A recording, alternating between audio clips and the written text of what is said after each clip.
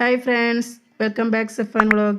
ഞങ്ങൾ വന്നിട്ടുള്ളത് ഒരു ഹൈദരാബാദി ബീഫ് ബിരിയാണിയുടെ റെസിപ്പി ആയിട്ടാണ്. ഇത് നമുക്ക് വളരെ പെട്ടെന്ന് തന്നെ തയ്യാറാക്കി എടുക്കാൻ പറ്റുന്ന വളരെ ഈസി ആയിട്ടുള്ള വളരെ ടേസ്റ്റി ആയിട്ടുള്ള ഒരു ബിരിയാണിയുടെ റെസിപ്പിയാണ്. ഇത് നമ്മുടെ അടുക്കളകളിലൊക്കെ സാധാരണയായിട്ട് ഉണ്ടാവുന്ന ഇൻഗ്രീഡിയൻസ് ഒക്കെ വെച്ചിട്ട് നമുക്ക് വളരെ പെട്ടെന്ന് തന്നെ തയ്യാറാക്കി എടുക്കാൻ പറ്റുന്ന ഒരു റെസിപ്പിയാണ്. അപ്പോൾ നമുക്ക് എങ്ങനെയാണ് തയ്യാറാക്കുന്നത് നോക്കാൻ വേണ്ടിയിട്ട് വീഡിയോയിലോട്ട് പോകാം. ആദ്യമായിട്ട് നമുക്ക് കുറച്ച് സവാള ഫ്രൈ ചെയ്തെടുക്കണം. അപ്പോൾ അതിന് വേണ്ടിയിട്ട് ഞാൻ പാൻ അടുപ്പത്ത് വെച്ചിട്ടുണ്ട്. അതിലേക്ക് ഒരു 1.5 സ്പൂണോളം നെയ്യ് ചേർത്ത് കൊടുക്കുന്നുണ്ട്. ഞാനിത് ഫ്രൈ ചെയ്തെടുക്കാൻ വേണ്ടിയിട്ട് സൺഫ്ലവർ ഓയിലും നെയ്യും കൂടെ മിക്സ് ചെയ്തിട്ടാണ് എടുക്കുന്നത്. ഇങ്ങനെ ചെയ്തെടുക്കുന്നത് നമ്മുടെ ബിരിയാണിക്ക് ഇതിൻ്റെ രണ്ടിൻ്റെയും കൂടെ ഒരു ടേസ്റ്റും അതിൽ ഫ്ലേവറൊക്കെ ഒന്നിച്ച് കിട്ടും. വളരെ ടേസ്റ്റി ആയിരിക്കും ഇങ്ങനെ ചെയ്തെടുക്കുമ്പോൾ. ഇപ്പോൾ ഇതിൽ നെയ്യൊക്കെ നന്നായി ചൂടായി വന്നിട്ടുണ്ട്. അപ്പോൾ ഈ സമയത്ത് ഞാനിതിലേക്ക് അത്യാവശ്യം നല്ല വലിപ്പമുള്ള ഒരു 4 സവാള ഇതുപോലെ ചെറുതായിട്ട് കട്ട് ചെയ്തത് ചേർത്ത് കൊടുക്കുന്നുണ്ട്. അപ്പം ഇത് നമുക്ക് നന്നായിട്ടൊന്ന് ഫ്രൈ ചെയ്തെടുക്കണം. ഇടയ്ക്കിടയ്ക്കൊന്ന് ഇങ്ങനെ ഇളക്കി കൊടുക്കണം കേട്ടോ, അല്ലെങ്കിൽ ഇതൊക്കെ അടിയിൽ പിടിക്കാനൊക്കെ സാധ്യത ഉണ്ട്. ഇപ്പോൾ ഇത് നന്നായിട്ട് ഫ്രൈ ആയി വന്നിട്ടുണ്ട്. അതുപോലെ നന്നായിട്ടൊന്ന് മുരിഞ്ഞ് വരണം. അതിനുശേഷം മാത്രമേ കോരി വെക്കാവൂ. അപ്പോൾ ഞാനിത് കോരി എടുക്കുകയാണ്. ഈ ഹൈദരാബാദി ബിരിയാണിക്ക് തന്നെ നമുക്ക് സാധാരണ ചിക്കൻ ബിരിയാണിക്ക് ഉപയോഗിക്കുന്നതിലേറെ സവാളയൊക്കെ ഉപയോഗിക്കണം കേട്ടോ, എന്നാലാണ് അതൊന്നുകൂടി ടേസ്റ്റ് ആയിരിക്കും. അത് ഫ്രൈ ചെയ്തിട്ടാണ് നമ്മൾ ചേർത്ത് കൊടുക്കുന്നത്. അപ്പോൾ നമ്മളൊന്നുകൂടെ കൂടുതൽ ഉണ്ടായിരിക്കുന്നത് എപ്പോഴും നന്നായിരിക്കും. ഇനി ഇത് മറ്റൊരു പാത്രത്തിലേക്ക് മാറ്റുന്നുണ്ട്. അപ്പോൾ നമ്മളിങ്ങനെ ഫ്രൈ ചെയ്തതിന് ശേഷം ഇതൊന്ന് പരത്തി ഇടുകയാണെന്നുണ്ടെങ്കിൽ ഈ ഉള്ളി കുഴഞ്ഞു പോവാതിരിക്കാനൊക്കെ നല്ലതാണ്. ഇനി ഈ പാനിലോട്ട് കുറച്ച് നട്ട്സ് ചേർത്ത് കൊടുക്കാം. അപ്പോൾ അതൊന്ന് ഫ്രൈ ചെയ്തെടുക്കണം. അതുപോലെ തന്നെ കുറച്ച് കിസ്മിസ് കൂടെ ചേർത്തെടുക്കുന്നുണ്ട്. അപ്പോൾ ഇത് രണ്ടും കൂടെ ഒന്നിച്ചൊന്ന് കോരിയെടുക്കാം. ഇതൊന്ന് മാറ്റി വെക്കാം. ഇനി നമ്മുടെ ബീഫ് ഇത് നന്നായിട്ട് കഴുകി വൃത്തിയാക്കി വെച്ചിട്ടുണ്ട്. ഇനി ഇതിലേക്ക് നമുക്ക് മസാലകൾ ചേർക്കാം. അപ്പോൾ അതിന് വേണ്ടിയിട്ട് ഞാനിവിടെ ഒരു കുക്കർ എടുത്ത് വെച്ചിട്ടുണ്ട്. ഇതിലേക്ക് നമ്മുടെ ബീഫ് കഷ്ണങ്ങൾ ചേർത്ത് കൊടുക്കുകയാണ്. ഇനി ഇതിലേക്കുള്ള മസാലകൾ ചേർത്ത് കൊടുക്കാം. അപ്പോൾ അതിന് വേണ്ടിയിട്ട് ഞാൻ ആദ്യമായിട്ട് ഒരു 3 സ്പൂണോളം ചെറിയ ഉള്ളി ചതച്ചത്, അതുപോലെ 2 സ്പൂൺ ഇഞ്ചി ചതച്ചത്, ഒരു 2.5 സ്പൂണോളം വെള്ളുള്ളി ചതച്ചത് ഒക്കെ ചേർത്ത് കൊടുക്കുന്നുണ്ട്. ഇതിലേക്ക് ചേർത്ത് കൊടുക്കുന്നത് ഒരു 4 പച്ചമുളകാണ്. അത് അത്യാവശ്യം നല്ല എരിവൊക്കെയുള്ള മുളകായിരുന്നു. അപ്പോൾ അതുകൂടെ ചേർത്ത് കൊടുത്തതിന് ശേഷം ഇതിലേക്ക് ചേർത്ത് കൊടുക്കുന്ന 4 ഏലക്ക, 2 ബേ ലീഫ്, ഇത് തികച്ചും ഓപ്ഷനിലാണ് കേട്ടോ. അതുപോലെ തന്നെ ഒരു 4 ചെറിയ പീസ് കറുവപ്പട്ട, കുറച്ച് ഗ്രാമ്പൂ, ഒരു ചെറിയ സ്പൂണ് ഗരം മസാല, ഒരു 2 സ്പൂണോളം മല്ലിപ്പൊടി, പിന്നെ 1 സ്പൂൺ കുരുമുളക് പൊടി, 1 സ്പൂൺ മഞ്ഞൾപ്പൊടി, 1 സ്പൂൺ മുളക് പൊടി, 1 സ്പൂൺ വിനാഗിരി കൂടെ ചേർത്ത് കൊടുക്കുന്നുണ്ട്. ഇത് ലെമൺ ജ്യൂസ് ഉണ്ടെങ്കിൽ അതാണ് ഏറ്റവും നല്ലത്. അപ്പം ഇനി ഇതിലേക്ക് ചേർത്ത് കൊടുക്കുന്നത് ഒരു 2 തക്കാളി ചെറുതായിട്ട് ഇതുപോലെ പീസാക്കി എടുത്തിട്ടുള്ളതാണ്. അതുപോലെ തന്നെ ഇനി ഇതിലേക്ക് ചേർത്ത് കൊടുക്കുന്നത് കുറച്ച് മല്ലിയിലയും പുതിനയിലയും കൂടെയാണ്. അതുപോലെ ഇനി ഇതിലേക്ക് ഒരു 1/2 കപ്പ് തൈര് കൂടെ ചേർത്ത് കൊടുക്കണം. ഇനി ഇതിലേക്ക് ചേർത്ത് കൊടുക്കുന്നത് നമ്മൾ നേരത്തെ വഴറ്റിയെടുത്തിട്ടുണ്ടായിരുന്ന ഉള്ളിയുടെ ഒരു പകുതിയാണ്. അതിൽ നിന്ന് പകുതി മാത്രമേ എടുത്തിട്ടുള്ളൂ, പകുതി മാറ്റി വെച്ചിട്ടുണ്ട്. അപ്പോൾ അതിലെ പകുതി എടുത്തിട്ട് ഇതിലൊന്ന് ചേർത്തിട്ട് നന്നായിട്ടൊന്ന് ബീഫുമായിട്ട് യോജിപ്പിക്കണം. ഞാൻ ഈ ബീഫിൽ ഉപ്പ് ചേർത്തിട്ടുണ്ടായിരുന്നില്ല. അപ്പം ഇതിൽ ആവശ്യത്തിനുള്ള ഉപ്പ് കൂടെ ചേർത്തതിന് ശേഷം വേണം ഇത് നന്നായിട്ട് യോജിപ്പിച്ചെടുക്കാൻ. നന്നായിട്ടൊന്ന് ഇതുപോലെ നമ്മുടെ കൈ ഉപയോഗിച്ചിട്ട് ഈ ബീഫിൽ നന്നായിട്ടൊന്ന് തിരുമ്പി പിടിപ്പിക്കണം കേട്ടോ, നന്നായിട്ട് ഈ മസാലയ്ക്കൊന്ന് പിടിക്കാൻ വേണ്ടിയിട്ട്. പിന്നെ ഇതിൽ വെള്ളം ഉപയോഗിക്കുന്നത് ബീഫിൻ്റെ ഒരു മൂപ്പിനൊക്കെ അനുസരിച്ച് വേണ്ടി വരും. അപ്പം ഇത് നമ്മൾ ഇളയ ബീഫൊക്കെയാണ് ഉപയോഗിക്കുന്നതെങ്കിൽ വല്ലാതെ വെള്ളം ഉപയോഗിക്കാത്തന്നെ അത് വെന്ത് കിട്ടും. അപ്പം ഞാനിതിലൊരു 2 സ്പൂണോളം വെള്ളം ഒഴിച്ച് കൊടുത്തിട്ടുണ്ട്. അപ്പം ഇതൊന്ന് നന്നായിട്ടൊന്ന് വേവിച്ചെടുക്കാം. ഈ സമയം നമുക്കിതിലേക്കുള്ള റൈസ് റെഡിയാക്കാം. അപ്പോൾ ഞാൻ ഇവിടെ ഒരു 2.5 കപ്പ് ജീരകശാല റൈസാണ് എടുത്തിട്ടുള്ളത്.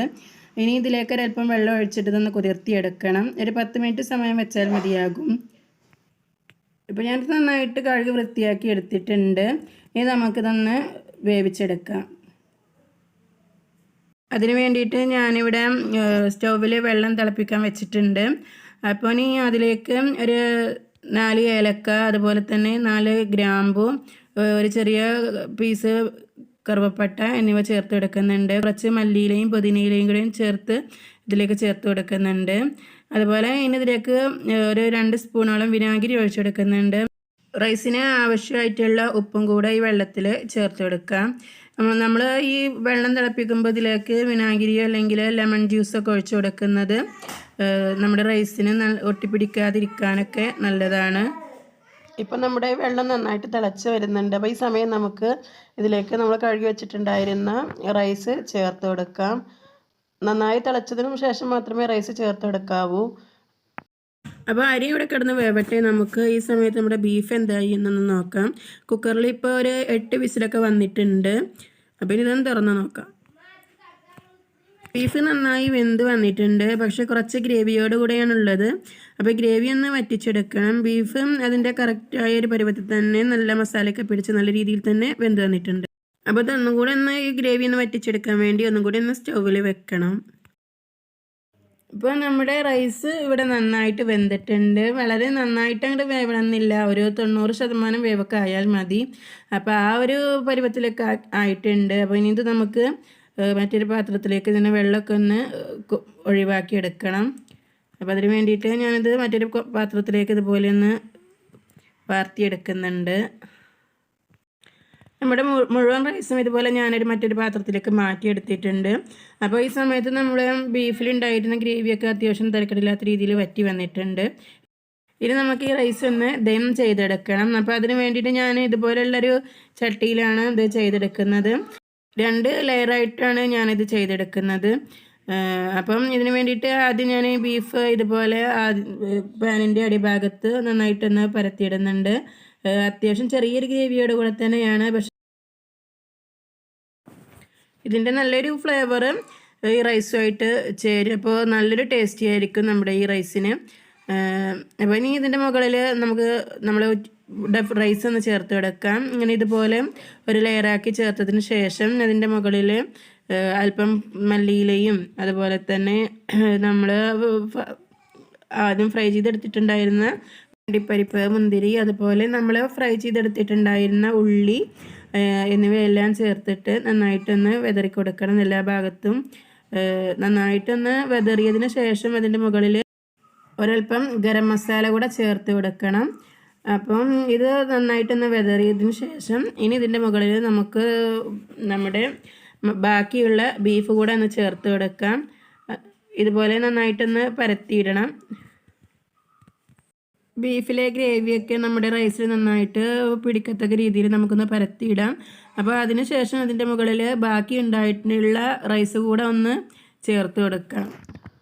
ഞാൻ ഈ ബിരിയാണിയിൽ ഫുഡ് കളേഴ്സ് ഒന്നും തന്നെ ചേർത്ത് കൊടുക്കുന്നില്ല, അതിൻ്റെ ആവശ്യമൊന്നുമില്ല. അല്ലെങ്കിലും നമ്മുടെ ഈ റൈസ് നല്ല ടേസ്റ്റി ആയിരിക്കും. നിങ്ങളൊന്ന് ട്രൈ ചെയ്ത് നോക്കുകൊണ്ടു. അപ്പോൾ തീർച്ചയായിട്ടും നിങ്ങൾക്ക് മനസ്സിലാകും. നിങ്ങളിങ്ങനെ ചെയ്തെടുത്താൽ വളരെ ടേസ്റ്റി ആയിട്ടിരിക്കും. ഇനി നമുക്കിതിൻ്റെ മുകളിൽ ബാക്കിയുള്ള മല്ലിയിലയും അതുപോലെ ഒരല്പം ഗരം മസാലയും കൂടെ ചേർത്ത് കൊടുക്കണം. അതിനുശേഷം ഞാൻ ഇതിലേക്ക് ഒരല്പം നെയ്യ് കൂടെ ചേർത്ത് കൊടുക്കുന്നുണ്ട്. വളരെ കുറച്ച് മാത്രമേ ചേർക്കുന്നുള്ളൂ. 6 kg ആണ് ചേർത്ത് കൊടുക്കുന്നത്. ഇനി നമുക്കിത് നന്നായിട്ടൊന്ന് മൂടി വെച്ചതിന് ശേഷം വളരെ ലോ ഫ്ലെയിമിലിട്ട് ഒരു 5 മിനിറ്റ് സമയം നമ്മുടെ സ്റ്റവ് ഒന്ന് ഓണാക്കി വെക്കണം. അതിനുശേഷം ഓഫാക്കിയിടാം. അപ്പം ഇത് സ്റ്റവ് ഓഫാക്കിയതിന് ശേഷം ഇപ്പോൾ ഒരു 10 മിനിറ്റൊക്കെ ആയിട്ടുണ്ട്. ഇനി നമുക്ക് നമ്മുടെ റൈസ് ഒന്ന് തുറന്ന് നോക്കാം. ഇപ്പോൾ ഇത് നന്നായിട്ട് വെന്ത് വന്നിട്ടുണ്ട്. വളരെ കറക്റ്റായിട്ടുള്ളൊരു സ്ട്രക്ചറിൽ തന്നെ ഇത് കിട്ടിയിട്ടുണ്ട്. ഇത് നമുക്കൊരു മറ്റൊരു പാത്രത്തിലേക്ക് മാറ്റിയിടാം. അപ്പോൾ അതിന് വേണ്ടിയിട്ട് ഇതിൻ്റെ മുകൾ ഭാഗത്തുനിന്ന് റൈസ് ഞാനൊരു പാത്രത്തിലേക്ക് മാറ്റിയിടുന്നുണ്ട്. അതുപോലെ തന്നെ ഇനി അതിൻ്റെ ഒരു വശത്തേക്കായിട്ട് ബീഫ് കഷ്ണങ്ങൾ കൂടെ മാറ്റി ഇട്ടതിന് ശേഷം ഈ റൈസ് നമുക്ക് ഈ മസാലയിൽ നന്നായിട്ടൊന്ന് യോജിപ്പിച്ചെടുക്കാം. അതിനുശേഷം നമുക്ക് നമ്മുടെ ചോറും ബീഫും മിക്സ് ചെയ്ത് നമുക്ക് പാത്രങ്ങളിലേക്ക് വിളമ്പിയെടുക്കാം. അപ്പോൾ ഇത്രയുള്ള നമ്മൾ ഹൈദരാബാദി ബീഫ് ബിരിയാണി വളരെ ടേസ്റ്റി ആയിട്ടുള്ളതാണ്. നമുക്ക് വളരെ പെട്ടെന്ന് തന്നെ ചെയ്തെടുക്കാൻ പറ്റുന്ന ഒന്നാണ്. ഞാനിത് ചെയ്തെടുത്തിട്ടുള്ളത് നമ്മളെ വീടുകളിൽ സാധാരണയായിട്ട് ഉണ്ടാകുന്ന ഇൻഗ്രീഡിയൻസ് വെച്ച് മാത്രമാണ്. അപ്പോൾ അതുകൊണ്ട് തന്നെ തീർച്ചയായും നിങ്ങൾക്ക് എല്ലാവർക്കും ഈ വീഡിയോ ഇഷ്ടമാകുമെന്ന് വിചാരിക്കുന്നു. ഇഷ്ടമായാൽ ലൈക്ക് ചെയ്യുക, ഷെയർ ചെയ്യുക, സബ്സ്ക്രൈബ് ചെയ്യുക, ബെല്ലൈക്കൺ കൂടെ ഒന്ന് പ്രസ് ചെയ്ത് അതിൽ ഓൾ എന്ന ഓപ്ഷൻ ക്ലിക്ക് ചെയ്യുക, ഞങ്ങളെ സപ്പോർട്ട് ചെയ്യുക. അപ്പോൾ ഇൻഷാ അല്ലാഹ് അടുത്തൊരു വീഡിയോയുമായിട്ട് വീണ്ടും കാണാം.